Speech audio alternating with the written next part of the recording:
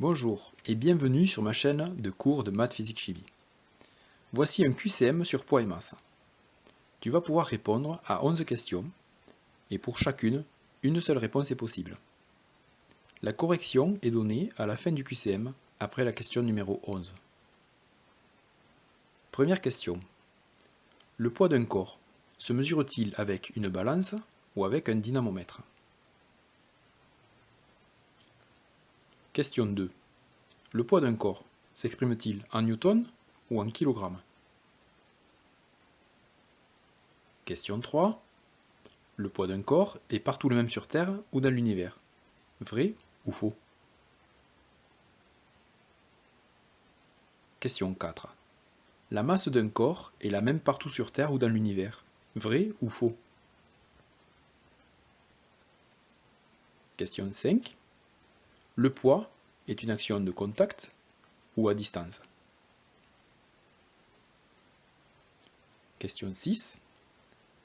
Lorsqu'on trace l'évolution du poids en fonction de la masse, on place P en abscisse et M en ordonnée, ou M en abscisse et P en ordonnée?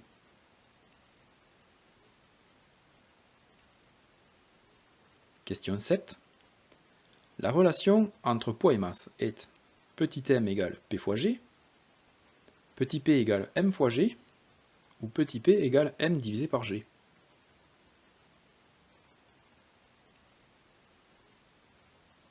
Question 8. Comment se nomme la constante de proportionnalité petit g entre le poids et la masse?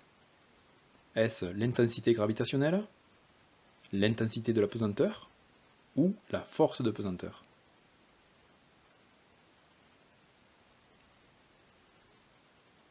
Question 9.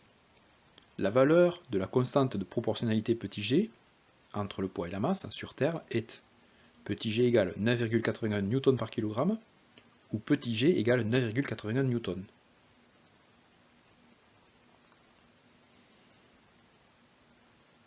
Question 10. La valeur de la constante de proportionnalité petit g entre le poids et la masse sur la Lune est petit g égale 1,6 Newton par kg ou petit g égale 10 Newton par kg.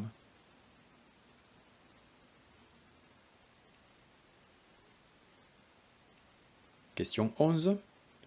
Le poids d'un astronaute sur la Terre est P égale 1200 Newton. Sur la Lune, il sera d'environ 1200 Newton, 10 Newton ou 200 Newton.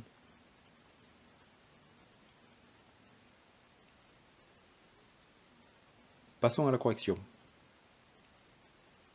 Pour la question 1, le poids est une force, il se mesure avec un dynamomètre. Question 2, comme toutes les forces, l'unité de poids est le newton. Pour la question 3, le poids dépend de l'endroit où l'on se trouve. Il varie légèrement sur Terre et peut varier fortement dans l'univers. Donc réponse B, c'est faux, le poids n'est pas le même partout.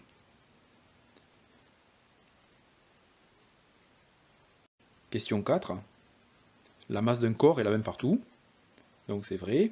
Elle ne varie pas selon l'endroit où l'on se trouve. Elle est liée à la quantité de matière de l'objet ou du corps. Elle est constante. On dit que la masse est invariante dans l'univers.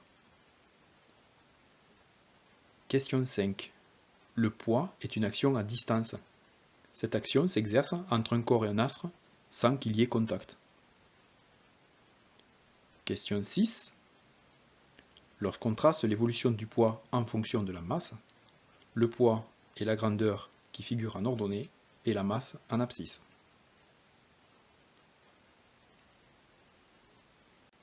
Question 7.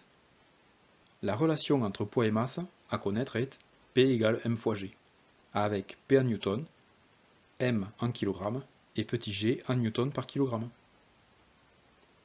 Question 8. Petit g est appelé intensité de la pesanteur et sa valeur sur Terre est de 9,81 newton par kilogramme. On prend parfois la valeur 10 newton par kilogramme. La réponse B est fausse puisque l'unité newton n'est pas celle de petit g qui s'exprime en newton par kilogramme. Question 10. Sur la Lune, petit g est d'environ 1,6 newton par kilogramme, soit 6 fois moins que sur Terre. Question 11. Comme nous venons de le dire, le rapport entre petit g sur Terre et petit g sur la Lune est égal environ à 6. Donc, si sur Terre l'astronaute a un poids de 1200 newtons, il sera 6 fois plus faible sur la Lune, soit environ 200 newtons.